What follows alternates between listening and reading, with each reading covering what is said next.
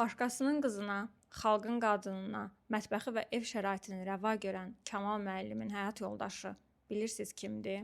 Mən sizə deyim, Gövhər Baxşəliyeva. Özü də elə-belə sıradan bir işdə işləmir. AMEA-nın Şərqşünaslıq İnstitutunun baş direktorudur, akademikdir və düz 2 çağırış tam 10 il bu ölkədə deputat olub. Ay Kamal müəllim, indi siz bizə izah eləyin. Necə olur ki, sizin öz həyat yoldaşınız 10 il deputat kürsüsündə oturanda, elmi institutlara rəhbərlik eləyəndə bu cəmiyyətə ziyan vurmur, amma xalqın qızı, xalqın qadını, həkim, müəllim, iqtisadçı və sair peşələrdə fəaliyyət göstərəndə, öz ayaqları üstünə durmağa çalışanda, iqtisadi müstəqillik qazanmaq istəyəndə bu cəmiyyətə ziyan vurur. Siz bu xalqa dolamısınız. Öz ailənizə rəva bildiyiniz inkişafı, karyeranı, rütbəni bu xalqın qızlarına, qadınlarına niyə çox görürsüz? Yoxsa bu ölkədə vəzifə tutmaq, cəmiyyətdə söz sahibi olmaq ancaq sizin seçilmiş ailənizin haqqıdır. Xalqın qadınlarına isə ancaq evdə oturub uşaq böyütmək düşür və sizin kimilər də yüksək vəzifələrdə oturub onlara ağıl verməlidir. Bu cəmiyyəti geri salan, bu cəmiyyətə ziyan verən, bu ölkənin inkişafını ləngidən, qadınları dörd divar arasına sıxışdırmağa çalışan